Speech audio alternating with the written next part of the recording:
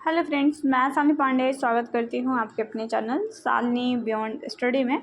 आज बात कर रहे होंगे ये पेपर है आपका जो फेल कैंडिडेट थे, मतलब जिनका बैक आया था, उन बैक वाले बच्चों का ये पेपर है। तो बहुत सारे स्टूडेंट बोल रहे थे कि मैम ये पेपर सॉल्व करा दीजिए। तो मतलब आसान पेपर है, बहुत हार्ड पेपर नहीं है। अगर आपने थोड़ी सी भी मेहनत की होगी अपनी पढ़ाई पर तो बहुत ईज़िली आप इस पेपर को कर पाएंगे।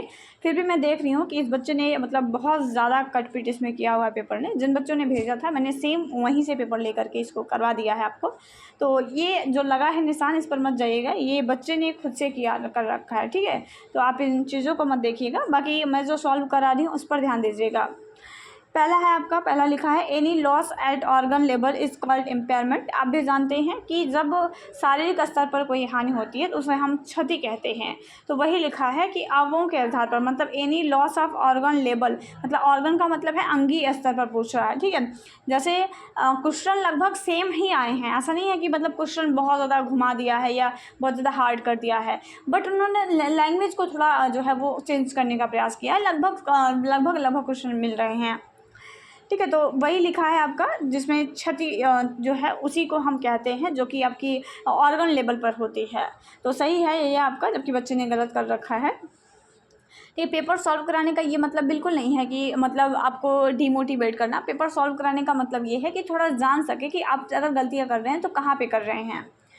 अगला लिखा है आपका श्रवण हास वाले व्यक्ति की बधिरता जो है वो 60 dB से कम होती है। तो आप जानते हैं ये बिल्कुल गलत लिखा है, 60 dB से कम नहीं होती है। चाहे आप RCI के अकॉर्डिंग देख लेंगे, चाहे आप जो है वो RPWD के अकॉर्डिंग देख लेंगे, या फिर अगर हम सिर्फ PWD की बात करते हैं तो वो भी बताता है 60 या 60 से अधिक डेसिबल पर सुनेगा तो वो श्रवण हानि होगा। तो यहाँ पर कम लिखा है ना, तो इस वजह से ये गलत हो जा रहा है। अगला है intellectual disability is a contagious disease. क्या मतलब बौद्धिक दिव्यांगता जो है वो, उसके साथ बहुत सारी दिव्यांगताएं जो होती हैं वो संलग्नित होती हैं, ऐसा ये बोला जा रहा है। तो ये बिल्कुल सही है कि जो इंटेलेक्चुअल डिसेबिलिटीज़ होती हैं उसमें बहुत सारे कंटेजियस डिसीज़ होते हैं, वो मतलब उसके साथ बहुत सारी डिसेबिलिटी अपने आप में संलग्नित रहती हैं। उसके बाद अगर हम बात करते हैं दिव्यांग बच्चों के पास कोई विशेष क्षमता नहीं होती, तो ये बिल्कुल गलत बोल रहे हैं। बहुत सारी क्षमताएं होती हैं, अगर नहीं होती हैं तो 2E वाले बच्चे कहाँ चले जाते हैं। तो ये गलत बोला गया है इसमें। अगला है आपका जो आपका SBNIRTR है, मतलब स्वामी विवेकानंद वाला जो है वो क्या मुख्यालय उसका कलकत्ता में है। तो आप जानते हैं वो कटक उड़ीसा में है, ठीक है। तो ये उड़ीसा में आपका है, ना कि ये जो है उसका मुख्यालय कलकत्ता में है, तो ये भी गलत हो जाएगा। अगला है आपका निम्नलिखित में से कौन सा रक्त दोष नहीं है। ये तो मैंने आपको अभी जो सेकंड पार्ट दिया था, मैंने आपको जो सेकंड पार्ट दिया था सेम ही क्वेश्चन मैंने वहाँ पर करा लिखा था। मैंने आपसे कहा था भी उसका आंसर आप जो है वो और टाइप करेंगे, ठीक है। तो ये आपका दिया हुआ था जिसमें थैलेसीमिया है, हेमोफीलिया है, सिकल सेल डिसीज़ है। तो आप जानते हैं ये तीनों ही रक्त डिसीज़ है। मल्टीपल स्क्लेरोसिस कोई रक्त डिसीज़ नहीं होती है। अगला है आपका थैलेसीमिया, हेमोफीलिया और सिकल, हाँ बिल्कुल सही है। अगला है आपका जन्मतः मौजूद श्रवणहास को कहते हैं। भाषा पूर्व श्रवणहास, भाषा पश्चात, अर्जित, एक्वायर्ड और उपयुक्त सभी। नहीं, ऐसा नहीं है। जो हम कह सकते हैं कि जन्म से पूर्व श्रवणहास होता है तो वो थोड़ा बहुत हम मान सकते हैं कि वो मतलब प्रिवेंट एज बर्थ होता है, ठीक है। मतलब जन्मतः मौजूद श्रवणहास को कहते हैं।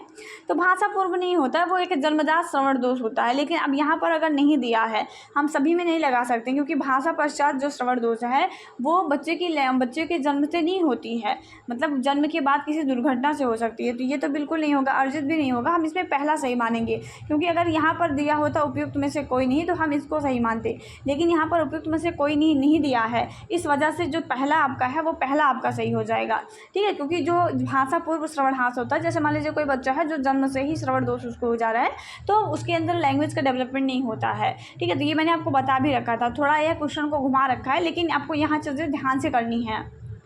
अगला है गणितीय मूलभूत संकल्पना को सीखने में अक्षमता को क्या कहते हैं। मैंने बताया था डिस्लेक्सिया, डिस्कैलकुलिया, डिस्थीमिया सभी के बारे में। तो ये आपका बिल्कुल आपका पूछा गया है डिस्कैलकुलिया जो है उसके बारे में। अगला क्वेश्चन है अलियावर जंग जो है वो किस वर्ष स्थापित हुए। तो 1983 जो है वो अलियावर जंग स्थापित हुआ था, ये ध्यान देंगे। अगला है आपका पुनर्वास को परिभाषित करें। मैंने बहुत बार आपको पुनर्वास आवास पर एक सेपरेट जो है वो आपको दे भी रखा था, ताकि आप समझ पाएँ। ये सारे के सारे जो आपको करवाए गए हैं ना 4 से 5 क्वेश्चन, तो वो सभी वहीं से लिए गए हैं। RPWD के अनुसार आपको अंधता की परिभाषा पूछा था। मध्यकर्ण की अस्थियों के नाम मैंने आपको याद भी करवाया था, मिस याद रख लीजिएगा, मैलियस इनका स्टेपिस, तो वहाँ से कर लेते आप। और उसके बाद दिव्यांगता के कोई दो प्रसवपूर्व कारण, बहुत सारे कारण हो सकते हैं, और डाउन सिंड्रोम वाले बच्चे की कोई दो विशेषताएं। तो ये सारे क्वेश्चन थे आपके, मतलब पेपर ठीक ठाक था, लेकिन ये है कि जब आपकी तैयारी होगी तभी ये पेपर ठीक था।